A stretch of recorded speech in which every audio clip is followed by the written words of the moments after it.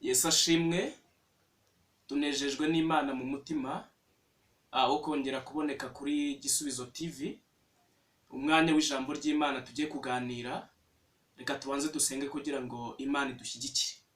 Mu izina rya Yesu Kristo umwami wacu, turakwinginze cyane Imana ngo uhabwe icyubahiro kubwo imirimo yose wakoze, kubwo ibitangaza wagiye udukorera mu buzima bwacu bwa buri munsi.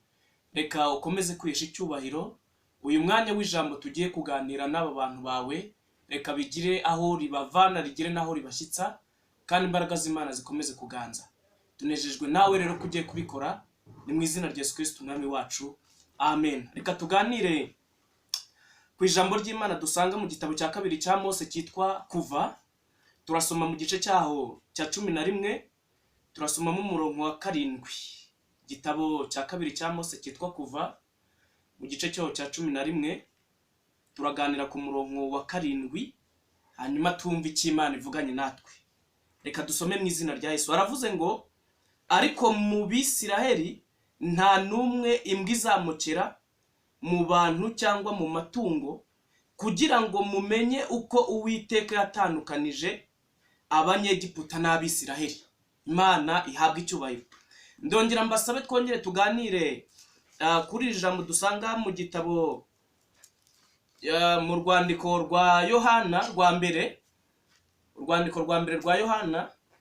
Turasoma mu gice cyaho cya 3 n'umurongo wa 2. Igitabo cyangwa urwandiko rwa mbere rwa Yohana, igice cyaho cya 3, turasoma mu murongo wa 2. Haravuze ngo, bakundwa, ubu turabana b'Imana, ariko uko tuzamera ntikurerekanwa. Icyakora icyo tuzi nuko Yesu niyerekanwa tuzasa nawe, kuko tuzamureba uko ari. Imana iduhaze ibyiza mu izina rya Yesu. Reka tuganire kuri iri jambo. Twinjiye mu mateka y'uru rwandiko dusomye rwabo rwa Yohana, ndetse no muri iri jambo ry'Imana dusomye mu gitabo cyo Kuva.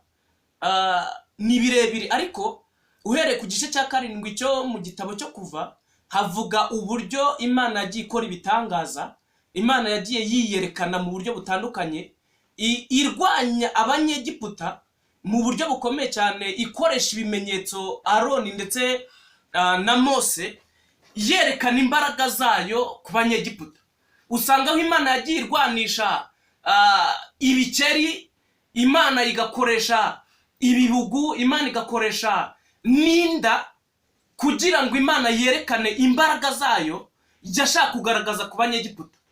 Bibiliya twasomye iravuga ngo, ariko mu Bisiraheli ntabwo imbwa izigera imokera abantu b'Abisiraheli cyangwa amatungo yabo, ndetse icyo Imana izagikora kugira ngo igaragaze itandukaniro yashyize mu Banyegiputa n'Abisiraheli. Abanyegiputa bahura n'ibikeri, Imana ibateza ibikeri. No kwa Farawo byageragayo, cyari igihe cy'uburetwa, aho Abanyegiputa bakoreshaga uburetwa Abisiraheli. Ariko Imana ibintu byo kubabaza Abanyegiputa byose yagendaga ikora ibashyiraho, ntabwo byageraga ku Bisiraheli. Imana yagendaga ishyiramo ikintu kibatandukanye, bakababazwa n'ibikeri bikagera no kwa Farawo, ariko Imana ntitume bigera mu Bisiraheli. Imana ikagenda ishyiramo ikintu kibatandukanye. Imana ishimwe cyane. Ijambo mbazaniye ni ukubabwira ngo Imana ishyira itandukaniro hagati y'Abisiraheli n'Abanyegiputa. Imana ishimwe cyane. Bibiliya yavuze ngo Imana izakora ikintu gikomeye cyo kugaragaza itandukaniro ry'Abisiraheli ndetse n'Abanyegiputa. Mu buzima bwa buri munsi, Imana igikora ikintu gitandukanye abantu bayizi n'abatayizi. Mu mibereho y'abantu, Imana igenda izana itandukano rigaragaza umukristo n'utari umukristo. Mu buzima bw'imibereho ya muntu, mu kazi, Imana igaragaza itandukaniro mu buryo abantu babona ko Imana yatandukanije abantu bayizi n'abatayizi. Twasomye mu butumwa bwiza ariko bwanditswe na Yohana, urwandiko rwa mbere rwa Yohana, avuga ngo, bakundwa, ubu turi abana b'Imana, nguko tuzamera ngo nikurerekanwa. Ngo ariko icyo tuzi nuko Yesu niyerekanwa tuzasa nawe. uko azasa niko abaririmbyi baririmbye, baravuze ngo Yesu uko azasa ngo niko azasa, ngo kandi tuzamureba ubwacu, amaso yacu niyo azamubona. Bibiliya yivuze ibyo, ibivuze ngo abantu bazi Imana yabo nibo bazagenda bagaragarwaho n'itandukaniro hagati y'abazi Imana n'abantu batayizi. Abatazi Imana uko basa niko basa, kuko ubwo n'abanyabyaha, ariko abantu bazi Imana basa na Yesu Kristo, nubwo ahantu turi hatagaragaza ko dusa nawe, ariko imirimo yacu Bibiliya yaravuze ngo tuzagenda tumenyera abantu b'Imana ku mutobera. Iyo mirimo nigenda itandukanya abantu bazi Imana n'abatayizi. Imana ishimwe cyane. Niba umuntu ari umusambanyi ari mu ruhande rw'abantu batayizi, niba umuntu ari umurozi ari mu ruhande rw'abantu batazi Imana, ariko niba umuntu agirira abantu neza ariko bikomoye ku mbuto za mwuka, ucyo ni ikimenyetso kigaragaza yuko ari umuntu w'Imana. Mu buzima bwa buri munsi umuntu ashobora guhura n'intambara zikamugora zikamurusha, ariko Imana igenda imushyirira mu itandukaniro. Imana ihabwa icyubahiro. Murabyibuka Abisirayeli bageze ku nyanja itukura, Imana ishimwe cyane. Imana ngo yashyize inkingi y'igicu hagati y'Abisirayeli n'Abanyegiputa, ubwo birabatandukanije kugira ngo abantu bazamenye. Kuva icyo gihe Imana ibikora kugera n'uyu munsi, tugenda tubona ko Imana yagaragaje uburyo yatandukanije Abanyegiputa n'Abisirayeli. Ngo ku Bisirayeli iyo nkingi y'igicu ngo yababeraga umucyo, Imana ishimwe cyane. Ngo ariko ku Banyegiputa ngo ikababera umwijima, bakabona ari mu gicuku. Bivuze ngo hari igihe Abanyegiputa twebwe batureba bitewe n'umwijima ubari imbere ntibatubone, ariko Abisirayeli bo bakaba babona Abanyegiputa, ariko nta kintu Abanyegiputa bari butwara Abisirayeli. Bivuze iki? Hari igihe abarozi batubona, Imana ihabwa icyubahiro, bakifuza ko hari n'ibibi badukoraho, ariko kubera umwijima ubari imbere ari ryo tandukaniro Imana yashyizemo, ntibigire ikintu bidutwara. Ibyo baturoga ntibigire icyo bidutwara, ibyo batwifuzaho ntibitugereho, ibyo abadayimoni bashaka ku bwoko bw'Imana ntibubagere, kubera ko Imana yashyize mu itandukaniro. Imana ishyirwe hejuru, ikagenda ikora ikintu icyo ari cyo cyose gituma abantu babona ko ari abantu, ako yashyize mu itandukaniro, ko abantu ari abera b'Imana. Imana ikagenda itera inkunga. Imana ishimwe. Niyo mpamvu Bibiliya yavuze ngo hamwe n'ibintu bitugerageza, abo bageragezwa n'abana b'Imana. Ngo Imana muri byose igenda iducira kanzu. Birashoboka ko ibitugerageza byaba bitavuyeho, ariko kuba bitavuyeho ntibisobanuye ko Imana itazarengera abantu bayo. Imana niyo mpamvu Bibiliya yavuze ngo ntabwo izabura kurengera intore zayo zitakira ku manywa na nijoro. Mu yandi magambo, hari abantu batari intore z'Imana, abo ngabo ugasanga ni aba Satani, abo ni ab'isi.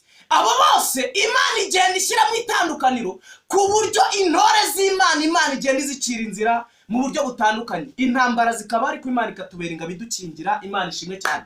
Ibibazo bikaba byinshi, ariko Imana ikagenda itugirira neza tukabibona. Benshi twagiye tubona ubuzima Imana uburyo igenda ibuhindura bitewe nuko twayegereye. Abazi Imana yabo, Bibiliya yaravuze ngo bazakomera, ngo nyuma yo gukomera ngo bakore iby'ubutwara. Imana ishyirwe hejuru. Bibiliya yavuze ngo izajya igenda ishyira mu itandukaniro kugira ngo igaragaze, Imana ishimwe, yuko yatandukanyije Abisirayeli n'Abanyegiputa. Mu buzima bwawe uko Imana yagutandukanije ikaguhereza agakiza, ugahinduka, ukava mu byaha, ukava mu busambanyi, ukava mu kunywa inzoga, ukava mu kuroga, Imana igahindura ubuzima bwawe bugahinduka. Ubwo umwana w'Imana ukaba warabaye icyaremwe gisha, ukaba umwana w'Imana, nawe ujye ugenda ugaragaza ubigendera ko Imana hari ibintu yakoze. Hari ubuzima yaguhaye butandukanye n'ubwo wari urimo bw'amarira, butandukanye n'ubwo wari urimo bw'agahinda, butandukanye n'ubwo wari urimo bw'umubabaro, butandukanye n'ubwo wari urimo bw'ubukene, butandukanye n'ubwo wari urimo bwo kurira, bwo kurarurira, bwo kurara ufite agahinda gakomeye. Ngo ariko ngo kurira kwararira umuntu nijoro, ngo ku manywa impundu zikavuga. Ibyo byose biba ku bantu bamenye Imana yabo, ku bantu bamaze guhindukira, ku bantu Imana yashyiriye mu itandukaniro, ku bantu Imana yahaye agakiza, bagenda barushaho gukomera uko bwije uko bukeye. Imana ihabwa icyubahiro. Iyo Imana imaze kugushyirira mu itandukaniro mu buryo bw'umubiri ndetse no mu buryo bw'umwuka, utangira kwitwara nk'umuntu ufite itandukaniro hagati y'abatazi Imana n'abayizi. Icya mbere ukora, utangira kwera imbuto zikwiriye abihariye. muri iyi si biragoye, intambara iragoye, turwana n'umubiri ndetse na Satani, ariko abakristo bamaze gutandukana n'isi, bamaze gutandukana n'imbaraga za Satani, bamaze kuvanwa mu ngoyi ya Satani. Tugomba gukora uko dushoboye kose tukarwana intambara nziza, tukarinda ibyo kwizera, kugira ngo binagaragaze itandukaniro Imana yagiye idushyiramo hagati y'abapagani. Imana ihabwa icyubahiro. Abari abasambanyi bakabireka, abari ababeshi bakabireka, abatukanaga bakabireka, abakoraga ibibi bitandukanye bakabireka, nk'ikimenyetso cy'uko ari ikintu Imana yakoze mu buzima bwacu. Imana ishyirwe hejuru. Amen. Bibiliya yavuze ngo tuzareba Yesu ko azasa, natwe niko tuzasa. Biravuze ngo uru rugendo atari yahishurwa, birasaba ko turugenda ariko twiteguye ko ari undi tuzabona, kandi namara kugaragazwa, namara guhishurwa ko natwe tuzasa nawe. Muri uru rugendo dukwiriye kwera imbuto zikwiriye abantu bihannye, nk'abantu Imana yatandukanyije n'abanyamahanga, nk'abantu Imana yaremeye ubundi buzima bwo kumenya Imana no kwizera. Imana ishyirwe hejuru. Biradusaba iki? Biradusaba gukomera, tugakomera mu byo twizeye, tukarushaho gukomerera mu mwami no mu mbaraga ze nyinshi, hanyuma tugasaba ibyo dushaka byose kuko Imana izabiduhereza. Twamaze kuba abana b'Imana, Imana ishyirwe hejuru, twamaze kuba abatambyi mu bwami bwa Data. Ibyo biradusaba ko dukomeza gukomera, tugakomeza gushikama, tugakomeza kwera imbuto zikwiriye abihannye. Biragoye ariko birashoboka. Biragoye ariko iyo ntambara tuzayitsinda kuko turwanirira arakomeye. Imana ishyirwe hejuru. Bitewe n'itandukaniro Imana yadushizemo, tugomba kujya tubigendera. Imana ishyirwe hejuru. Abantu bakabona nta cyerekezo dufite, ariko Imana izajya igenda iduhereza icyerekezo kuko yashize mu itandukaniro. Nitubura abajyanama mu isi, Imana izatubera umujyanama ukomeye. Imana ihabwa icyubahiro. Muri ibyo yaravuze ngo Yesu azaza ntazatinda, ngo iryo ni isezerano yadusezeranyije, ngo nk'uko yabisezeranye natwe azaza ntazatinda. Abafite iryo sezerano ni abamaze gushyirirwa mu itandukaniro hagati y'abana ba Satani n'abana b'Imana. Imana ihabwa icyubahiro. Abamaze gushyirirwa mu iryo tandukaniro, hari imyitwarire tugomba guhindura, hari imyitwarire hari uburyo tugomba kugenda gutandukanye n'uburyo abandi bagenda. Twebwe tugomba kugira uko tugenda, tugomba kugenda nk'abera, tugomba kugenda nk'abatwaye amabanga y'Imana, tugomba kugenda nk'abantu bamenye Imana ikora mu buzima bwacu. Imana ishyirwe hejuru. Kubw'ibyo itandukaniro Imana yagushyiriyemo ryo kuba umwana w'Imana ukava mu rubyaro rwa Satani, ugomba kujya urigendera, ukajya ugenda wera, ujya uhora wumva Imana ivugana nawe, ukajya ushaka kumva amakuru y'umurwa bitandukanye n'abandi bumva andi makuru. Ayo kuyandi maradiyo ni meza kuyumva no kuyamenya, ariko dukwiriye no kugira uburyo tugira umutima ushishikara kumva amakuru y'umwuka, iby'Imana ivugana n'ubuzima bwacu. Imana ihabwa icyubahiro. Dukunda kumva amakuru y'umurwa uri kure, ahatagera ibyago, ngo kandi umucyo n'umwana w'Imana. Imana ishyirwe hejuru. Ngo umunsi umwe tuzawinjiramo. Imana ishyirwe hejuru. Abazawinjiramo ni abamaze guhindurwa ibyaremwe bishya. Haleluya, haleluya. Nabamaze guhindurwa ibyaremwe bishya, nabamaze kumenya Imana, nabamaze kuba abazima mu buryo bw'umwuka, nabamaze kwakira agakiza, nabamaze guhindurwa. Imana ihabwa icyubahiro. Reka mbabwire ngo buri muntu wese agendere mu cyo Imana yamukoreye, ku itandukaniro yagushyiriyemo ubigendere, ugende wera imbuto zikwiriye abihannye, ukomeze gukomera. Abandi nibagira intege nke ukomeze gukomera. Abandi nibabura uko babigenza, Imana izajya ibona ukuntu ikugenza. Abandi nibabura umujyanama, ujye uhamagara Imana ikubera umujyanama mukuru. Imana ishyirwe hejuru. Reka dusoze gutya. Nubwo intambara ari nyinshi, nk'ikimenyetso cy'uko ari umubyeyi wacu, nubwo ingorane zagwira, ariko Imana izagenda idushyira mu itandukaniro.